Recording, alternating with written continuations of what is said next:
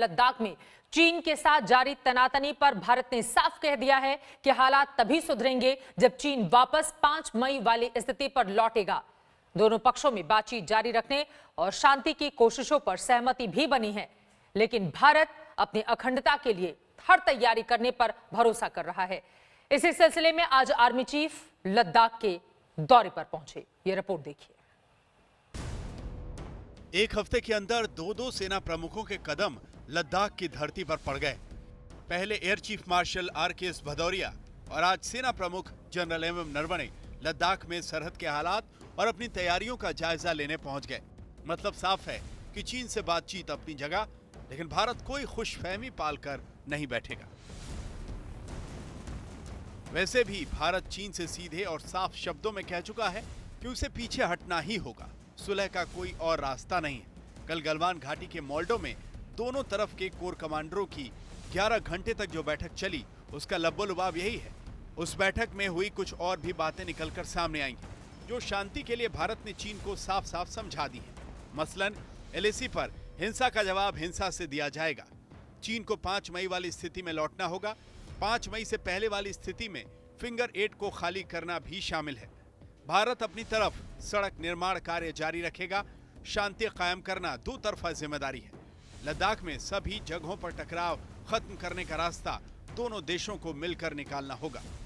भारत ने चीन से साफ कह दिया है कि आप हमें बताइए कि कब तक आपकी सेना जो है वो सारी चीजों को डिसमेंटल करेगी और लाइन ऑफ एक्चुअल कंट्रोल में अपनी तरफ वापस उस जगह पर जाएगी जो 5 मई से पहले की स्थिति कही जा रही है। चीन की तरफ से भले ही बहुत सारे वादे कर दिए जाते हैं, लेकिन भारत उन चीजों पर अव्वल तो यकीन नहीं कर रहा है। दूसरी चीज ये हो रही है कि भारत ने अपनी तैनाती किसी भी तरीके से चीन के किसी भी आश्वासन पर कम नहीं की है, क्योंकि गलवान घाटी को लेकर चीन एक बात करता है और पेंगोंग सो में अचानक अपने सैनिकों की तादाद बढ़ा देता है। दूसरी तरफ आमतौर पर जानकारियां छिपाने वाला चीन भी मान रहा है कि सोमवार को हुई बैठक सकारात्मक रही। चीन विदेश मंत्रालय के प्रवक्ता के मुताबिक कोर कमांडर स्तर की बैठक में दोनों पक्षों में सभी मुद्दों पर गहराई से बात हुई और हालात सामान्य करने के लिए जरूरी कदम उठाने पर सहमति बनी। दोनों पक्ष सहमत हैं कि सरहद पर शांति कायम रखने के लिए बातचीत और साझा कोशिशें जारी रहें।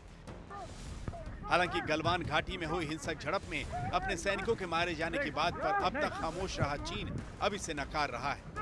चीन ने दबाव में चलते ये बात मान ली है कि उनके एक कमांडिंग अफसर CO साहब और उनके साथ एक और अफसर की मौत हुई गलवान में जो झड़प हुई। हमें मालूम है कि चीन जो है ऐसी बातों को आसानी से मानता नहीं है, पर इस बात को मानना ही अपने आप में ये बताता है कि चीन इस समय दबाव में है। चीन की धोखेबाजी से पूरी दुनिया वाकिफ है, भारत सबसे ज्यादा। ये वीडियो इस अविश्वास को और भी बढ़ाने वाला है।